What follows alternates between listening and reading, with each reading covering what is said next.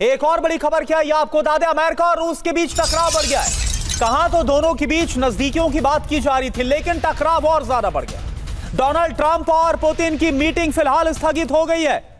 White house के हवाले से यह बहुत बड़ा दावा और बहुत बड़ी खबर आपको बता रहे हैं। ट्रंप पुतिन के बीच कोई शिखर सम्मेलन जो हंगरी के बुडापेस्ट में प्रस्तावित था वो नहीं होने वाला। बुडापेस्ट में होने वाली थी दोनों की बैठक, अलास्का के बाद दूसरे दौर की यहां बात होने वाली थी, लेकिन फिलहाल अब इस पर पूरी तरह से संशय के बादल आ गए हैं कि आगे होने क्या वाला है। और देखिए एक और बड़ी खबर, मार्को रूबियो और लावरोव की मीटिंग भी स्थगित हो गई, यानी दोनों देशों के जो विदेश मंत्री हैं उनके बीच जो मुलाकात होने वाली थी वो भी स्थगित हो गई है। रीजन क्या है अभी फिलहाल समझ में नहीं आ रहा है। लावरोव और रूबियो के बीच बातचीत के बाद यह फैसला लिया गया। कल लावरोव और रूबियो की हुई थी चर्चा, लेकिन अब दोनों देशों के विदेश मंत्रियों की यह मुलाकात भी स्थगित हो गई है।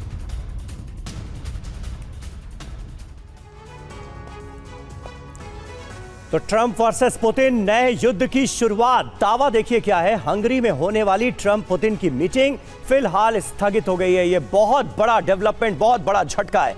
व्हाइट हाउस ने कहा निकट भविष्य में किसी वार्ता की योजना नहीं है। रूबियो लावरोव की भी बैठक की कोई प्लानिंग नहीं है। सवाल यह है कि अचानक बैठक रद्द करने के पीछे वजह क्या है? क्या पुतिन ने यूक्रेन युद्ध को लेकर कोई शर्त रखी है? क्या यूक्रेन में शांति के सभी रास्ते बंद हो गए? अब बड़ी बात आप समझिए, कल ही मार्को रूबियो लावरोव की फोन पर बात हुई थी। रूबियो लावरोव की फोन पर बात के बाद टकराव बढ़ गया है। न जाने ऐसा क्यों हुआ, टकराव क्यों बढ़ा, ये सबके मन में सवाल है। और इसको लेकर कुछ जानकारी जो सामने आ रही है वो आपको बता दें। नंबर 1, पुतिन की 5 शर्तें सामने आ रही है। डोनबास पर रूस का पूर्ण नियंत्रण चाहते हैं व्लादिमीर पुतिन। नंबर 2, ज्यादातर कब्जाए गए इलाके छोड़ने को राजी हो यूक्रेन, यह भी शर्त है।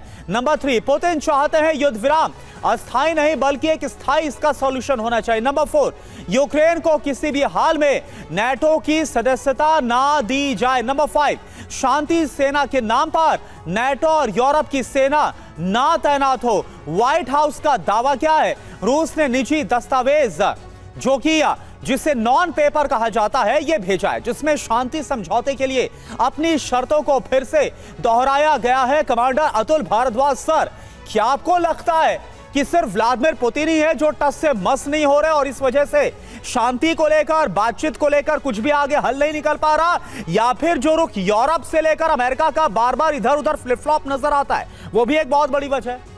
देखिए, एक चीज़ तो हम इस पूरी वॉर में देख रहे हैं कि जो ट्रंप है वो चाहते हैं किसी तरीके से ये वॉर रुक जाए। ट्रंप ने अपने आप को यूक्रेन और यूरोप से थोड़ा अलग कर लिया है।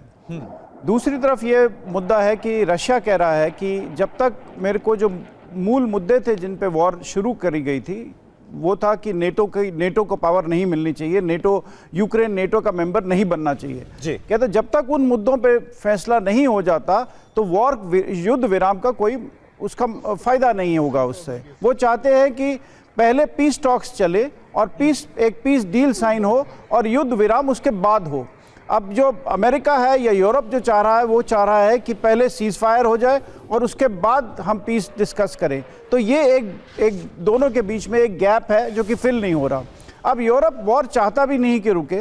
यूरोप चाहता है कि ये वॉर ऑफ एट्रिशन बढ़ती रहे, क्योंकि उसके जो आर्म्स हैं जो वो अपना बेच रहा है, असला बेच रहा है यूक्रेन को, वो बेचता रहे। उसकी इकोनॉमी शायद उसी पे टिकी रहेगी कुछ वक्त तक, बिकॉज उनके अपनी इकोनॉमी सब देशों की बहुत ख़राब है इस वक्त। जर्मनी ले लीजिए आप, फ्रांस ले लीजिए और यूके ले लीजिए। एक बात बताइए भारद्वाज सर, एक बात बताइए कि यूरोप के सिर, अमेरिका के सिर सारा ठीकरा फोड़ना क्या सही रहेगा? आपने गौर किया होगा 5 शर्तें जो व्लादिमीर पुतिन की तरफ से सामने रखी गई हैं, उसमें पूरे के पूरे डोनबास पर वो फुल कंट्रोल चाहते हैं रूस का। तो बात तो शुरू यहां से हुई थी ना कि नाटो की सदस्यता ना दी जाए, वो ना मिली यूक्रेन को, ना आगे मिलने के आसार हैं। यहां तो रूस भी अपनी एक्सपेंशन की पॉलिसीज को आगे बढ़ा रहा है ना। देखिए, रूस चाहता है, रूस को लगता है कि वो घिरा हुआ है। नेटो, यूक्रेन जो है वो नेटो उसको पूरी तरीके से सपोर्ट कर रहा है। पहले तो अमेरिका भी पूरी तरीके से सपोर्ट कर रहा था।